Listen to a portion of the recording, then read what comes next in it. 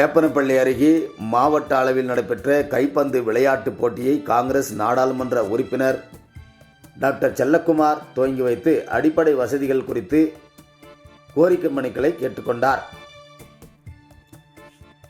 கிருஷ்ணகிரி மாவட்டம் வேப்பனப்பள்ளி அருகே உள்ள ராமச்சந்திரன் கிராமத்தில் இளைஞர்களிடையே நட்புணர்வை ஏற்படுத்தும் வகையில் முதலாம் ஆண்டு மாவட்ட அளவிலான கைப்பந்து போட்டி நடைபெற்றது. ஊராட்சி மன்ற தலைவர் திருமதி வளர்மதி குணசேகரன் தலைமையில் நடைபெற்ற இந்த போட்டியில் ஓசூர், சூளகிரி, ராயக்கோட்டை, தருமபுரி, வள்ளுவர்புரம், ராமச்சந்திரம்,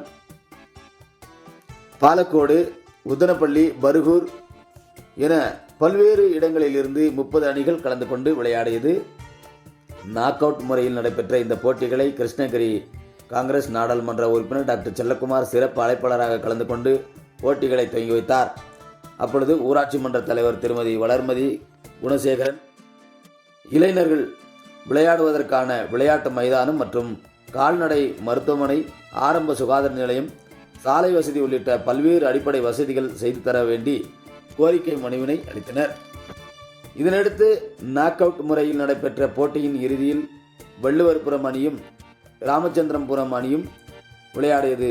விறுவிறுப்பாக நடைபெற்ற இந்த இறுதிப் போட்டியின் முடிவில் வள்ளுவர்புரம் அணி அதிக புள்ளிகள் பெற்று வெற்றி பெற்றது. பின்னர் வெற்றி பெற்ற வள்ளுவர்புரம் அணிகளுக்கு முதல் பரிசாக கேடயம் மற்றும் பரிசு தொகைகளையும் ஊராட்சி மன்ற தலைவர் திருமதி வளர்மதி குணசேகரன் வழங்கி பாராட்டினார். தொடர்ந்து 2ஆம் இடம் பிடித்த ராமச்சந்திரம், 3ஆம் இடம் பிடித்த தருமபுரி அணிகளுக்கு பரிசு தொகை மற்றும் கேடயம் வழங்கப்பட்டது. அப்போது மாவட்ட துணைத் தலைவர் சேகர், முன்னாள் அகில இந்திய காங்கிரஸ் உறுப்பினர் துரை என்கின்ற துரைசாமி, தொகுதி பொறுப்பாளர்கள் திம்மப்பா உள்ளிட்ட ஏராளமானோர் கலந்து கொண்டனர்.